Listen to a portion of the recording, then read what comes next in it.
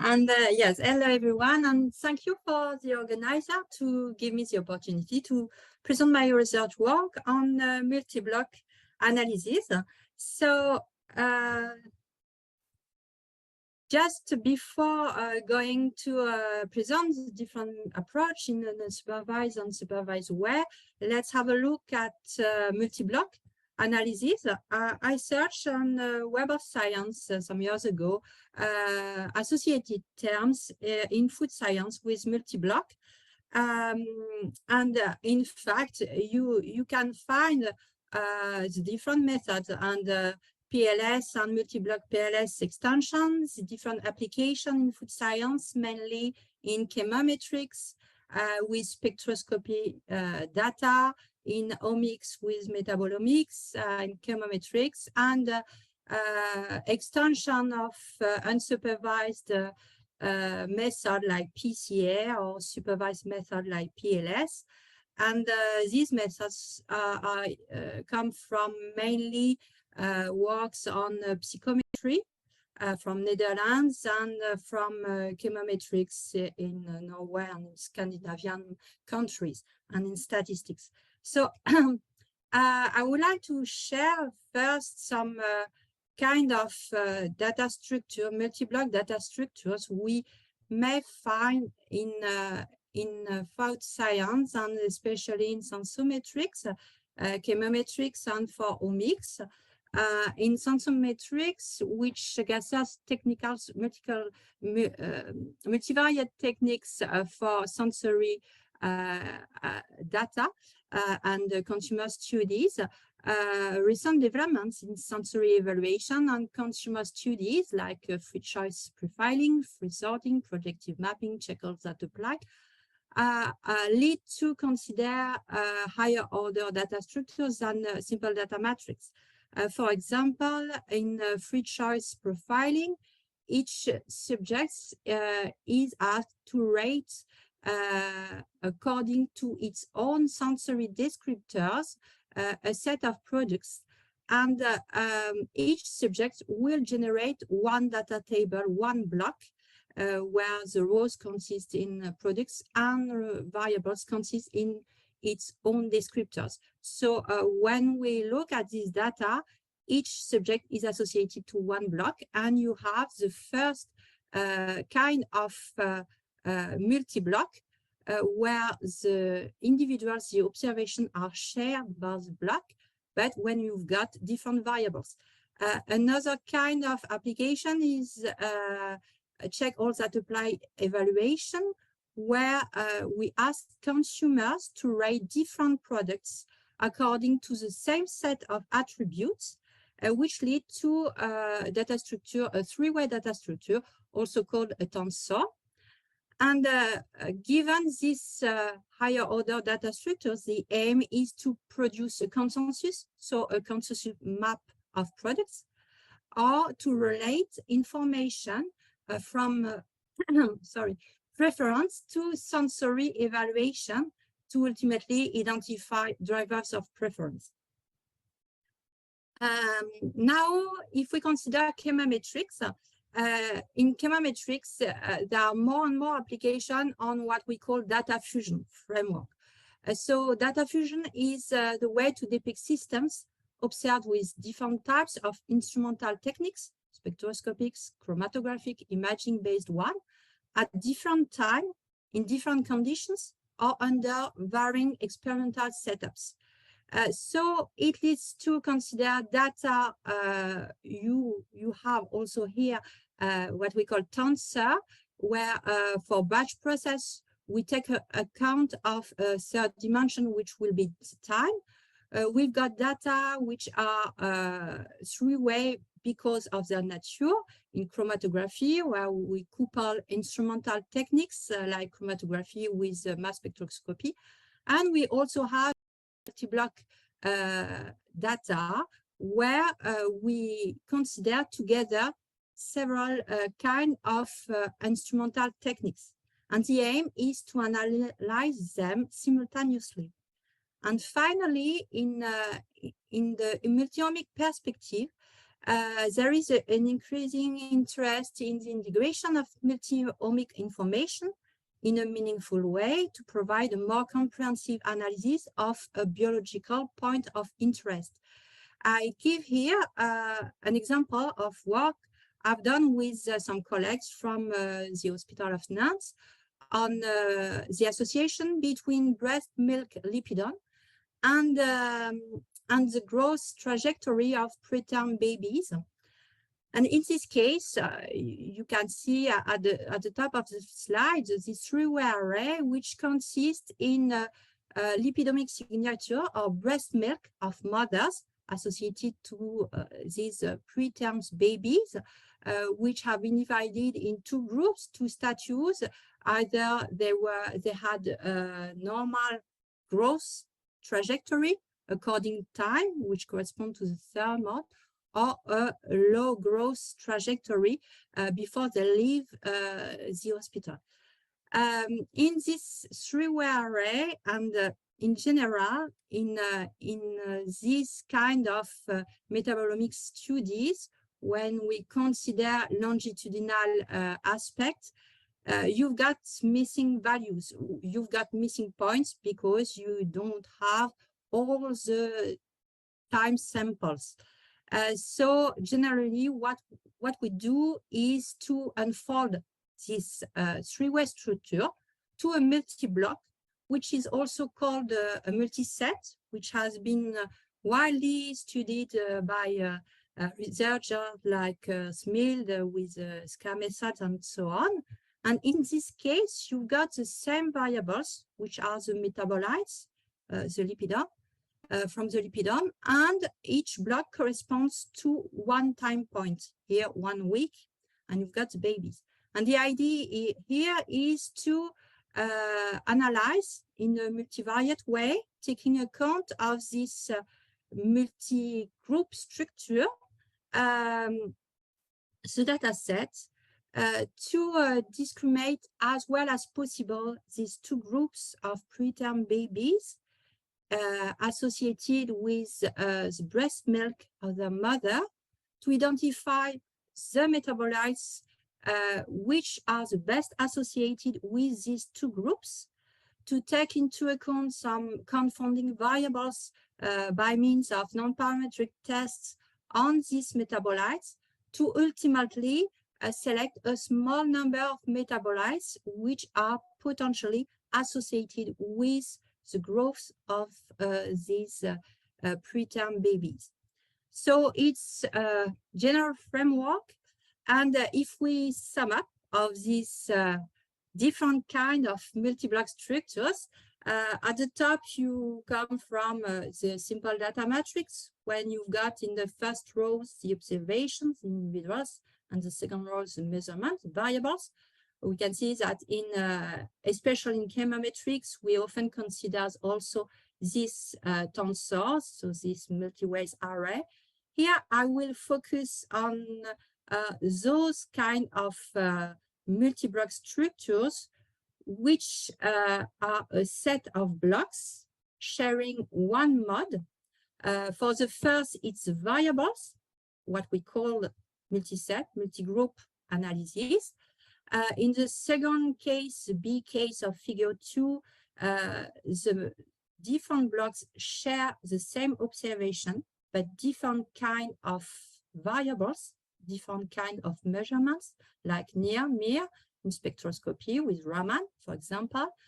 And the third case, it's a complex one, we call it L-shaped, where you have a coupling of two blocks, but the three are not do not share the same observation nor the same variables. So here for the presentation, I will focus on the B case, where you got the same observation and different kind of observation on different kinds of variables on these observations. They've got some specificities, these blocks, especially for our domain area, either in chemometrics or in omics. We've got heterogeneous data sets. We've got very flat data sets. It means that for one table, you've got a small number, generally a small number of rows, a small number of observations, and a large number of variables. So it can be an issue, and especially it can be an issue when you consider the correlation between variables, because you are often faced to multicollinearity and to a high multicollinearity. And as we have seen in the multi-omic example for breast milk composition, we are also often faced to missing values. So I sum up here the different kind of representation. So here we are going to talk about this multi-block structure with the same observations, so the same rows, different variables. And you can also add information and relationships between these blocks. This is the following pictures, where you can see directed arrows associating each block. Either X3 can be explained by both X1 and X2. It's what we call in supervised way the key plus one analysis. It can be sequential, and you've got a method called sequential orthogonal PLS, which focus on this kind of supervised analysis. And the last figure represents a path diagram approach associating X1 to X2 and X3 with and X3, which will be explained by X1 and X2. And in this case, X2 will play a role of moderator. So you've got unsupervised approach, supervised approach. Here in supervised approach, I will talk about factorial decomposition, how to obtain a small number of components, so a reduced space common to all these blocks. And in the supervised approach, we will see how to generalize to take into account the different links between the blocks. The main goals of this approach are the following. First, we want to assess the commonalities and the difference between the different data sets, between the blocks. Imagine when you've got several kinds of analytical techniques, you want to see the commonalities between these techniques, between spectroscopy and Raman, between Raman and chromatography. And you want to check and to identify the differences. In some cases, and more cases, you want to take into account their linking relationships. So this is a priori linking relation, which are given by a specialist. And after, it depends, of course, of the domain of application. In omics, you will maybe want to predict a phenotype or the outcome of the intervention, taking into account all this data integration or data fusion. And you want ultimately to identify biomarkers. In sensometrics, you will aim at identify drivers of preference in association with the sensory characteristics of your different products. So around multi-block, you've got some ideas like data fusion, and this multi-block approach will fit in this idea of data fusion, integrating simultaneously different data blocks, but at a low level. And also in omics, you will talk about data integration. So let's see first some methods from unsupervised multi-block analysis. I will go back very earlier with 3 key initial methods in factorial decomposition, principal component analysis, PCA, its generalization on 2 tables, canonical correlation analysis and generalized canonical correlation analysis, and PLS from World Father and Sons. So the key idea is to find components, it's PCA, to summarize a set of variables of 1 table. When you consider several blocks, several tables, in fact, it's the same. I give here a geometrical example, which indicates that, in fact, you want to find a common component which is best associated with some block components. Each block component is related to the block of variables. So you've got a link between a block component representing 1 table and its common component, which is shared by all your block of variables. So this is DCA and this is GCA for several data tables. And we'll see that there is, for partial least square, PLS, this same kind of ideas, but in PLS, in fact, you will relate 2 tables, just 2 tables. One play a role of predictors, and the other one is to be predicted. And PLS is a mix between PCA. I look for a common component, but also with multiple linear regression, because this component must explain a Y response or a Y response block.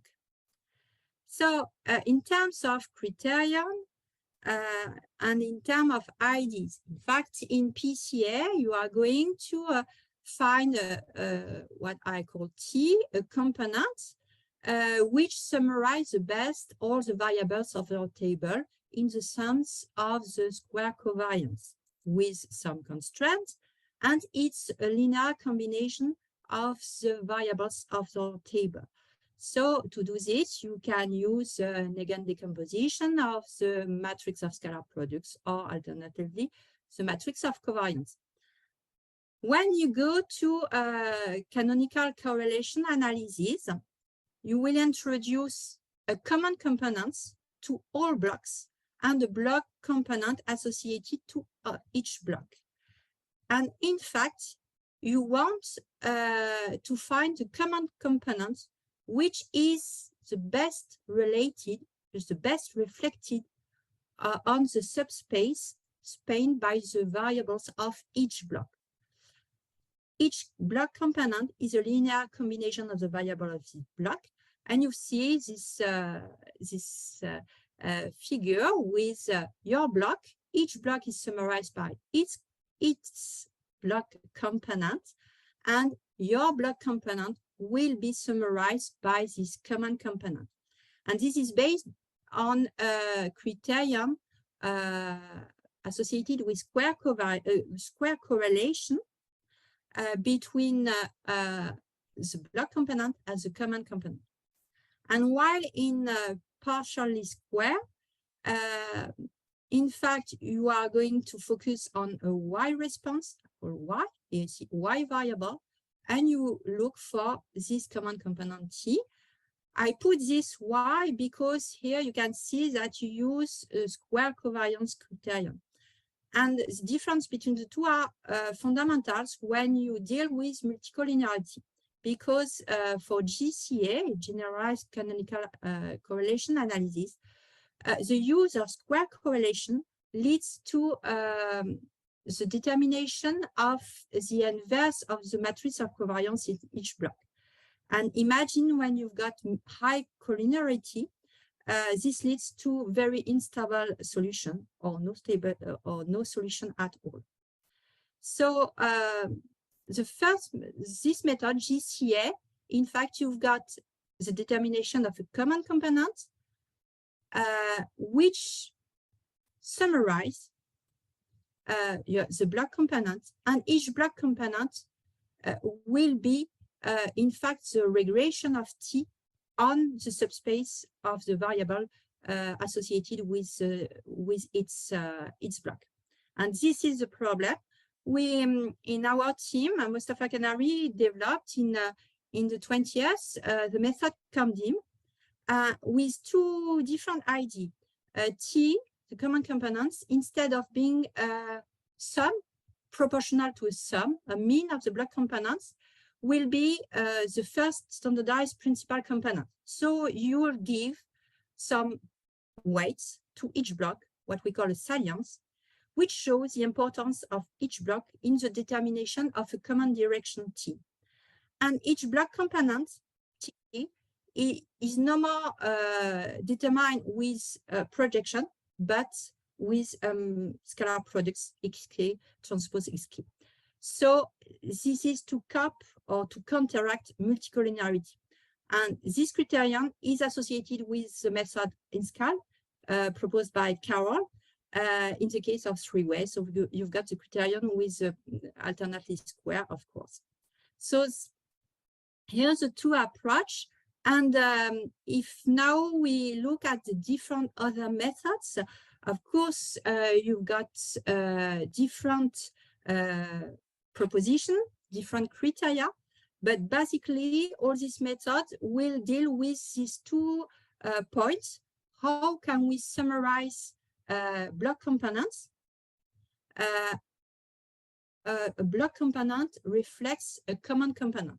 So you find COMDIM, HPCA, and CPCA. HPCA is the same as COMDIM proposed by Vold. CPCA, so it's from the chemometrician community. SK, which is come from psychometry, and MFA, which is another technique which propose another criteria for this part with the summarization.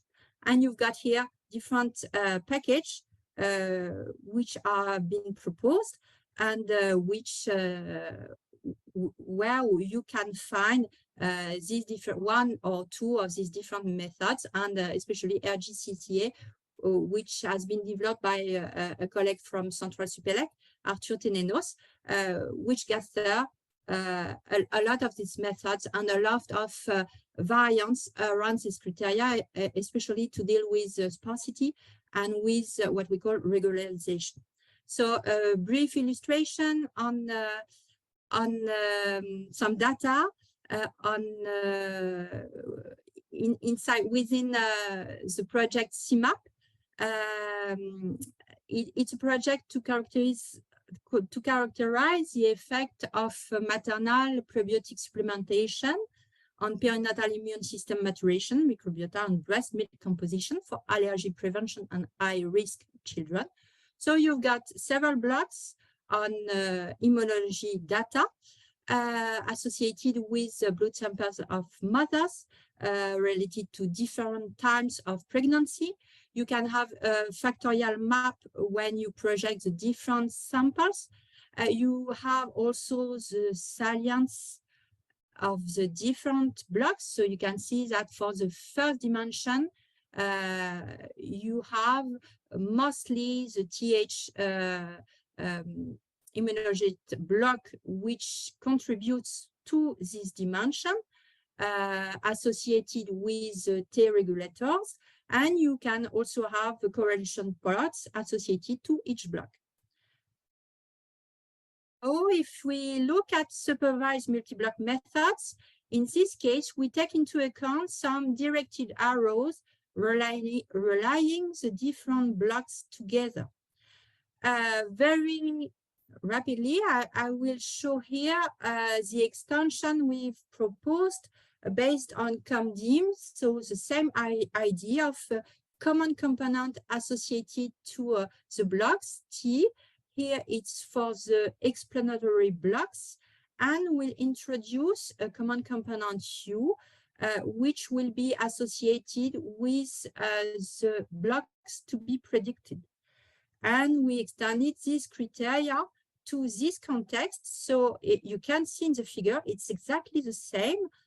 You just add the fact that you have this new common component in the space spanned by the variables to be predicted. You saliences associated to each directed arrows, what we call lambda KL, when you've got a direct link between block XK and block XL. And the solution is determined by an alternately square algorithm and is very near from the determination of some decomposition in the case of three-way arrays. And I will finish on this supervised approach with an example from a work with a joint work with a PhD student, Zhu Long, in the context of red losses, which is an INR project, which deal with reduction of food losses by microbial spoilage prediction. We had different samples of meat, varying according to experimental conditions, storage time mainly, and also formulation with gas mixing for packaging. And they collected some data on the microbiota composition, the off-odor profiles, what we call sensory, and also the volatilome. And we had some a priori relationships between these three blocks. So microbiologists wanted to assess and to measure a kind of causality between these three blocks. I will present here just the first dimension of PASCOM-DIM, which has been applied here. The example, the percentage you see here on the arrows and in the blocks represent respectively the percentage of inertia explained on each block, and here the strength of the relationships between the blocks. So in fact, it's a long framework. In multi-block analysis, we mainly work at the end of projects. So a lot of work is done before to pre-process the data in each block. And here for PASCOM-DIM, in fact, we can represent the different samples of meat here. And we can see that for the first dimension, you've got mainly a structuration of the data according to storage time, in fact, deterioration and spoilage.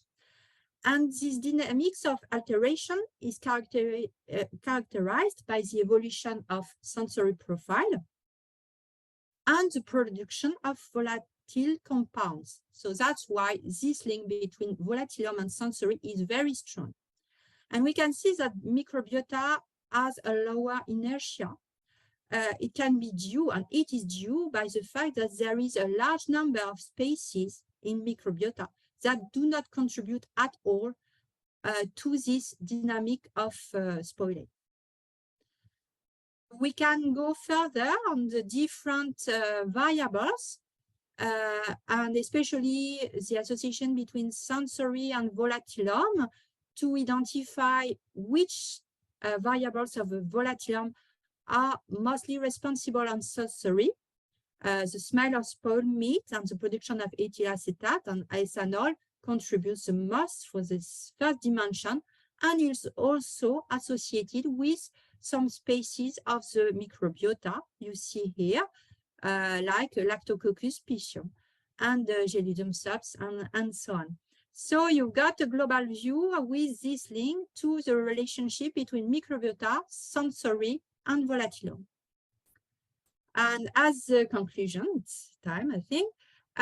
So we've seen that multi-block approach are mainly originated from psychometry and chemometrics, with a cornerstone technique, which is canonical correlation analysis for factorial decomposition.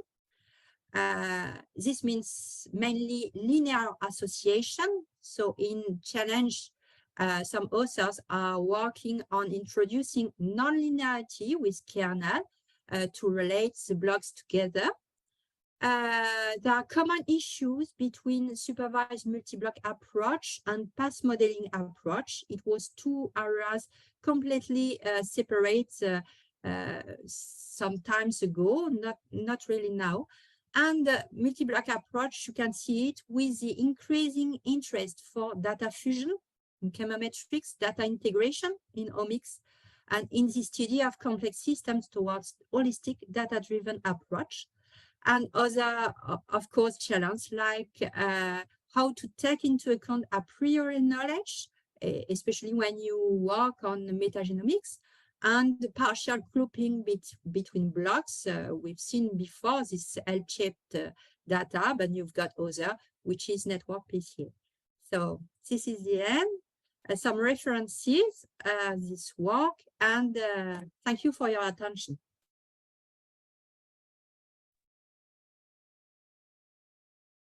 Thank you for your presentation. It was really interesting.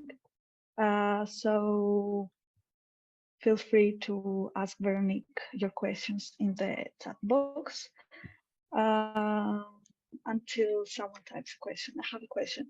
Regarding the supervised approach, have you think of using more complicated models like deep learning models or convolutionals, this type of models?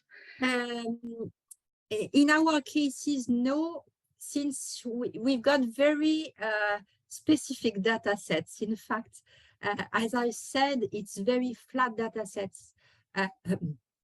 When you look at data from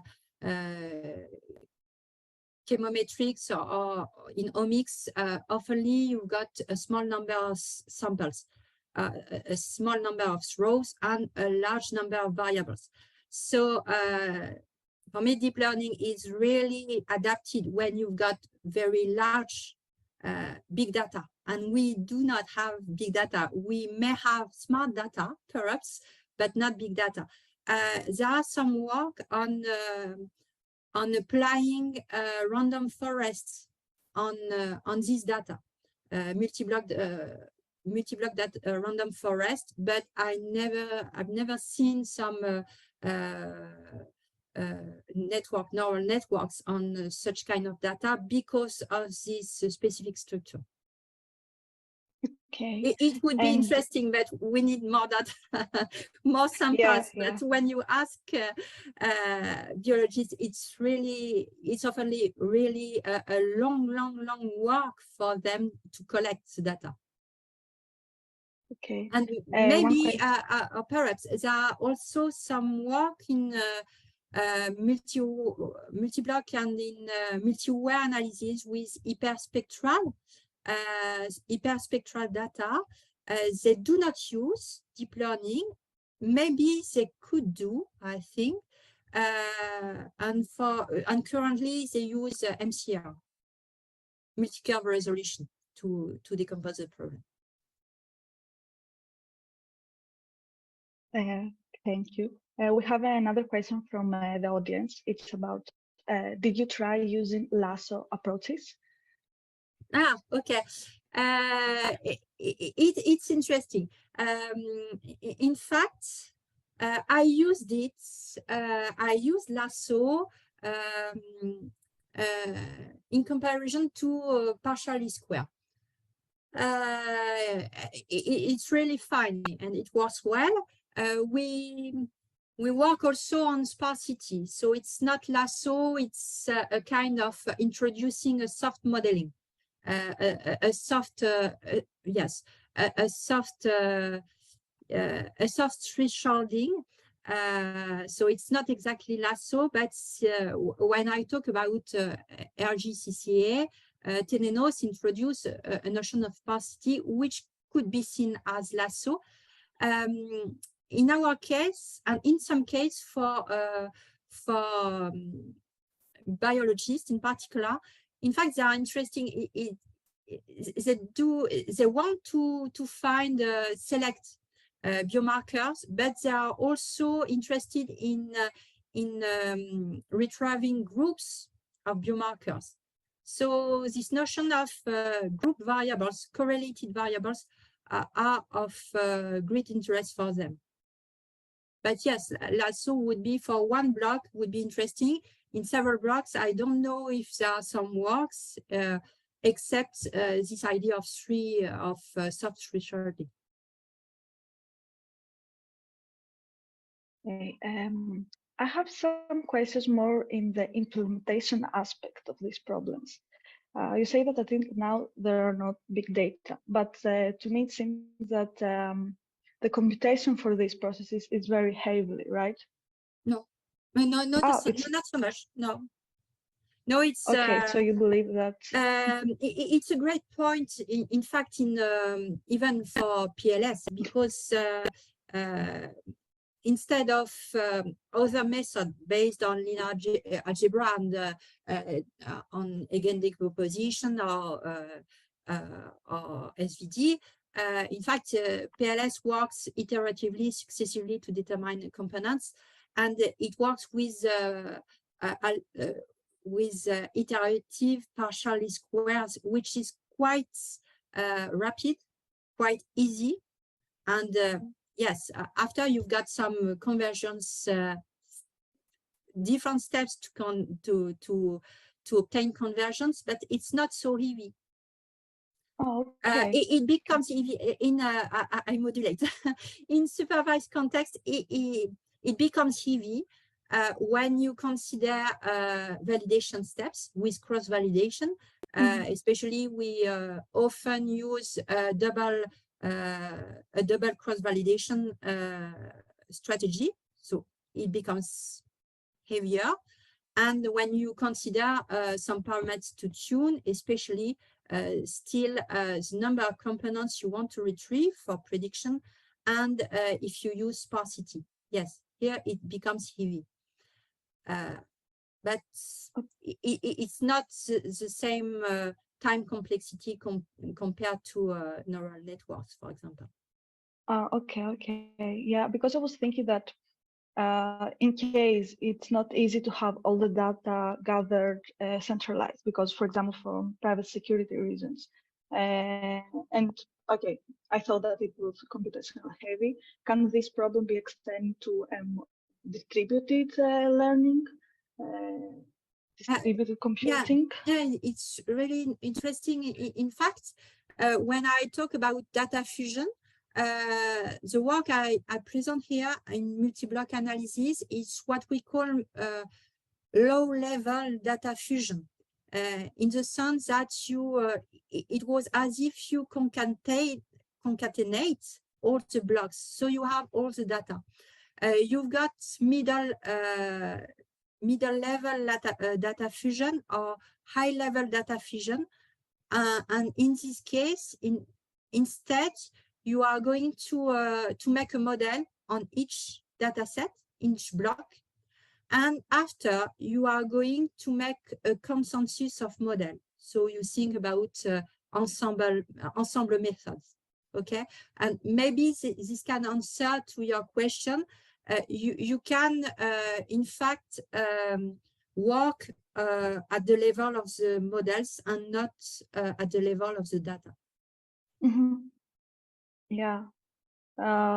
Is it easy to gather all the data together to have them in a centralized place? It's not so. From a practical point of view, it's not so easy, because you have some question of granularity of your different sets. Your sets, your blocks must share one mode. Here, the observations. In some case, it's not the same. So you have to, especially for colleagues who work on images, they have to I don't know how to relate the different data set at the same granularity. So it's not so easy for them. For us, yes, because in fact in project like those I presented, or CMAP or red losses, and or lactacol with breast milk. It is